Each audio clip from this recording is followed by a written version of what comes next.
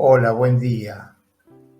Esperamos que te guste el pensamiento de hoy y no dejes de dejarnos tu comentario, de escribirnos de dónde sos, escribirnos de dónde nos escuchás y si tenés alguna sugerencia, escuchamos. Pensamiento del día miércoles 3 de septiembre. El amor se demuestra con los hechos. Hacerse uno, vivir el otro, participar totalmente. Hacerse uno, no de palabra, ni con los sentimientos solamente.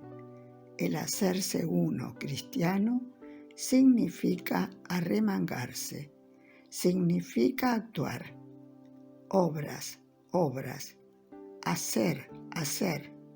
Jesús demostró lo que es el amor cuando curó enfermos, resucitó muertos, cuando lavó los pies a los discípulos. Hechos, eso es amar. Miércoles 3 de septiembre. El amor se demuestra con los hechos. Chiara Lubich, El arte de amar, editorial Ciudad Nueva.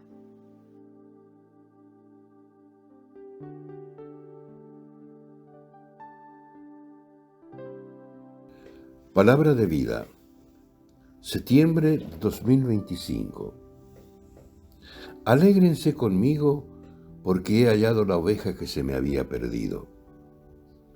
Evangelio de San Lucas, capítulo 15, versículo 6.